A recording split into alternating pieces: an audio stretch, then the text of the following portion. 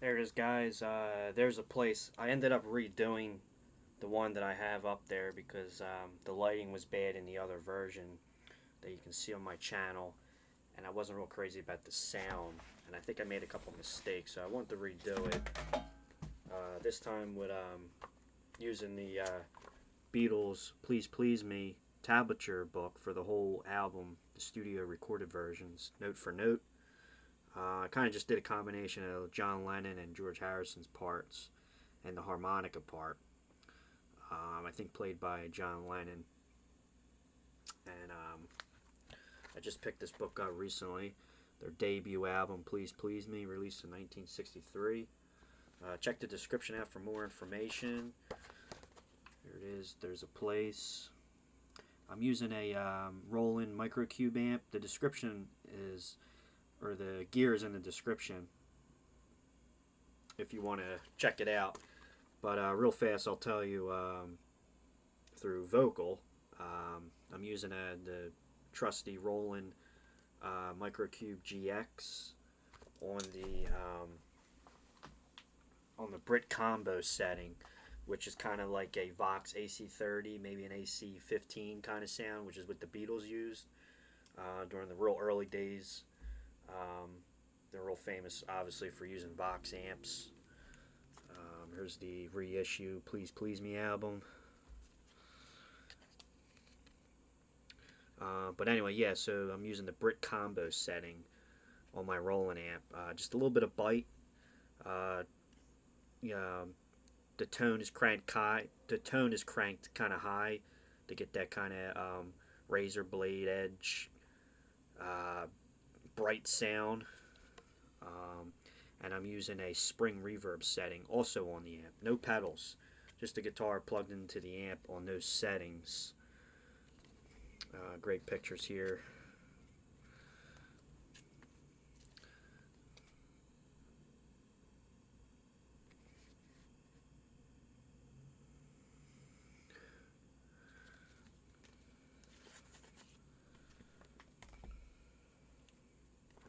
There you go.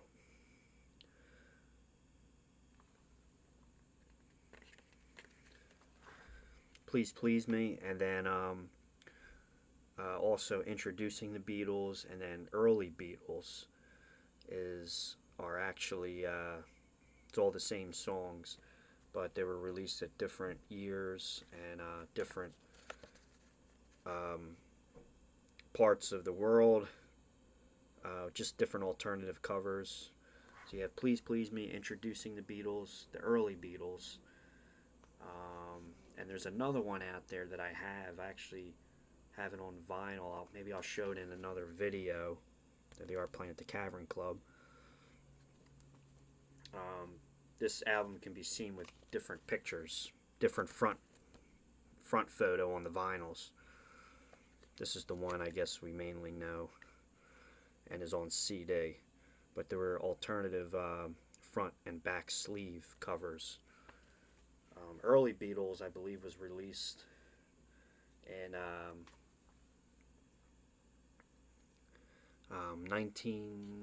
either late 64 or early 65, but the recordings were actually recorded between I guess 62 and 63. But some of the songs on the Please Please Me album weren't introduced to the US until late 64 or early 65. If you look at this photo here, there's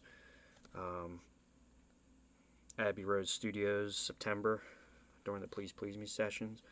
Ringo with his premier root beer color looking kit. That was before the Ludwig kit. And you see John Lennon with his first Rickenbacker 325 in the natural finish. And then you can see Paul McCartney with his Hofner Violin Bass number 1, which was a 1961. And then you can see George Harrison over here with his Gretsch Duo Jet. So that was mainly what they looked like and the instruments they were using on the Please Please Me album. This is the photo that you can see on the Introducing the Beatles album. Again, which is the same album, but this was also the front sleeve. Seen on some different issues of the Please Please Me album. And obviously slightly different title. Introducing the Beatles.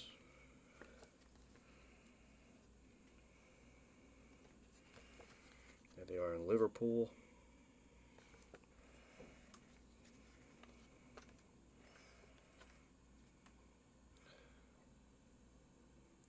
There's the EMI house in London, February '63.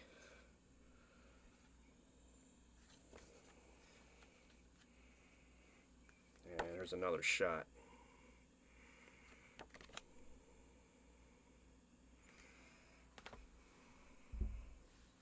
Using the John Lennon Vox Python guitar strap and my Gibson Epiphone SG Special.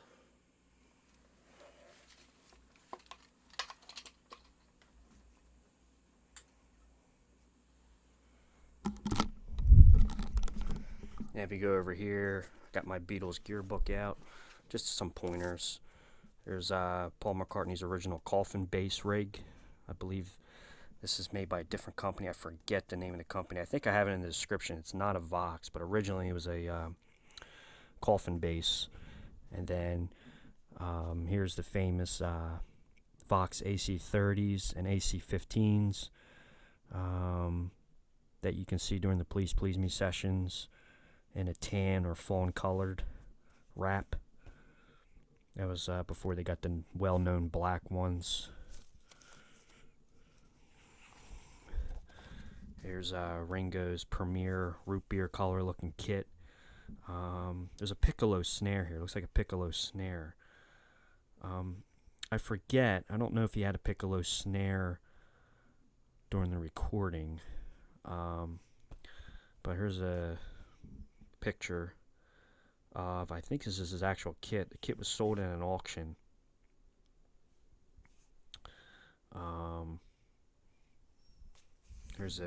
It was, by reading this, I believe the kit was a combination of a mid and late 50s Premier kit.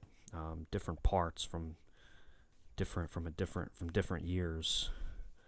Again, this is before the Ludwig kit that we all know. He only had one Premier kit. And then there's like a catalog advertising Premier 58 kit. Different finishes, wraps.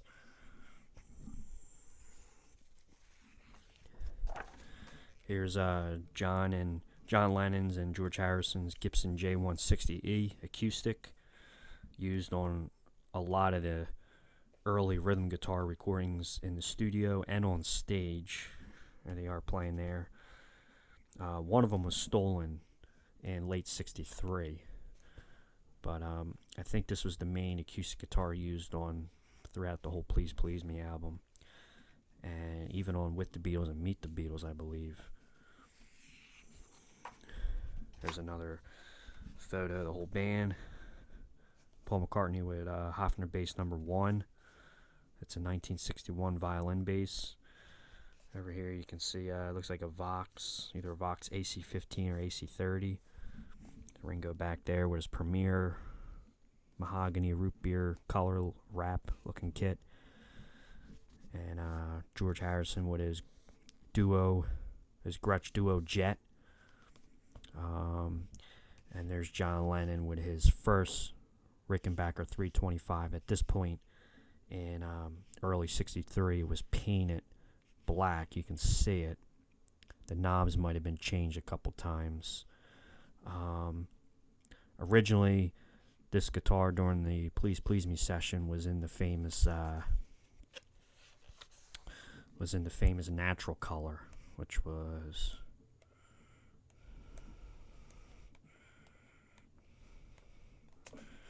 right here. There's George's Gretsch Duo Jet. It was bought in the summer of '61. There's John Lennon's 325, different knobs. There it is before it was painted black.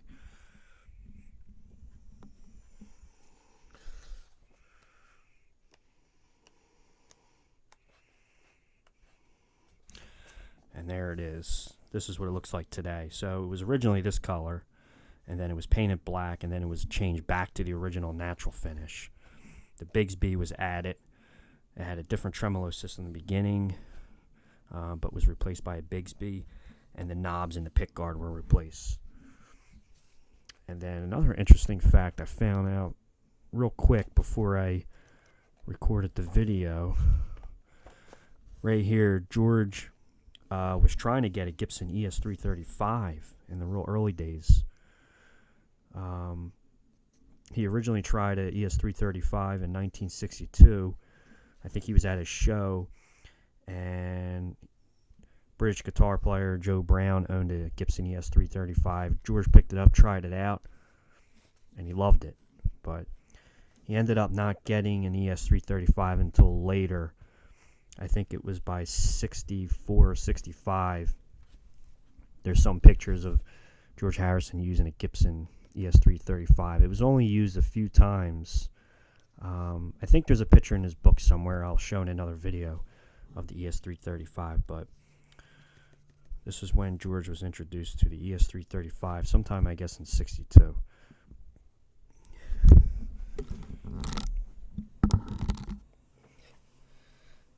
And this is probably the last time you're going to see the Sgt. Pepper shirt, because I might retire it. It's getting faded, and I have to get a new one, so it's last, might be one of its last videos. Thanks again. Check out the channel, Rockstars92, and read the description for more information. Go on the playlists. If you go on my channel and go on playlists, you'll see playlists for all the projects I've been doing. Thanks again.